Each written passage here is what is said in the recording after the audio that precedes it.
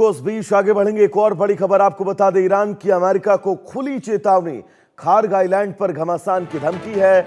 अमेरिकी सैनिक जिंदा नहीं लौटेंगे। तेल हब पर सैन्य तनाव बढ़ता जा रहा है। तो ईरान और अमेरिका के बीच तनाव बढ़ रहा है। अब ईरान ने अमेरिका को खुली और कड़ी चेतावनी दे दी है।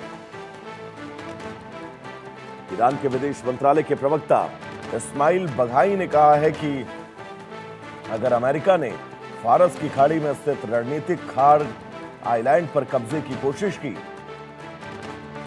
तो उसके सैनिक जिंदा वापस नहीं लौट पाएंगे। बघाई ने दावा किया कि ईरान की सेना और सुरक्षा बल खार्ग आइलैंड तथा आसपास के पूरे क्षेत्र में किसी भी सैन्य कार्रवाई का जवाब देने के लिए तैयार है। खार्ग आइलैंड ईरान के तेल निर्यात का सबसे बड़ा केंद्र है और इसे देश की ऊर्जा सुरक्षा की रीढ़ कहा जाता है। ऐसे में इस द्वीप को लेकर किसी भी सैन्य टकराव का असर वैश्विक तेल बाजारों और पूरे पश्चिम एशिया की सुरक्षा पर पड़ सकता है।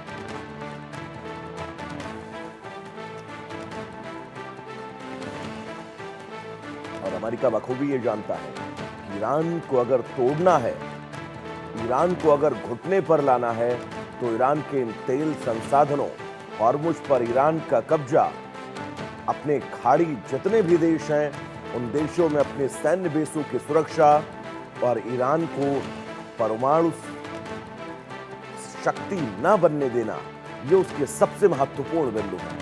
क्योंकि पश्चिम एशिया में अमेरिका का यह दबदबा सिर्फ इन्हीं 4 बिंदुओं को लेकर टिका हुआ है और यही वजह है कि डोनाल्ड ट्रंप अब इस लड़ाई को नाक की लड़ाई मान रहे हैं। तेल हब पर सैन्य तनाव बढ़ता जा रहा है। खार्ग आइलैंड पर भीषण रण जारी है क्योंकि अमेरिका ने खुली चेतावनी दी है कि वो ईरान के इस आइलैंड पर हमला कर सकता है और ये वही आइलैंड है जिस आइलैंड से ईरान तमाम देशों को तेल आपूर्ति उनकी पूरी करता है। तो अगर इस आइलैंड पर हमला होता है तो ईरान ने बिल्कुल साफ कहा है वो कतई बर्दाश्त नहीं करेगा। तेल हब पर सैन्य तनाव बढ़ता जा रहा है और इस तनाव के बीच आपको समझना होगा कि अब यह युद्ध जिस निर्णायक मोड़ पर पहुंच रहा है, उस निर्णायक मोड़ से इस युद्ध पर पूर्ण विराम अभी बहुत दूर है, मीलों दूर है, कोसों दूर है।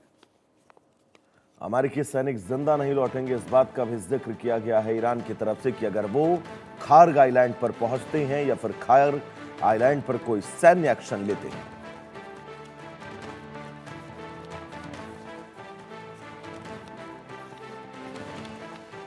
तो बड़ी खबर इस बीच आप सबकी टीवी स्क्रीन पर, यह खबर बहुत महत्वपूर्ण है क्योंकि खार्ग आइलैंड, जिस आइलैंड से न सिर्फ ईरान अपनी तेल आपूर्ति की तकरीबन 40 से 45% को पूरा करता है, विश्व में जो तेल वो आयात करता है उन तेलों का भी बड़ा संचालन इसी खार्ग आइलैंड से होता है, जिस आइलैंड को अमेरिका ने चेतावनी दी है कि वो इस पर हमला कर सकता है।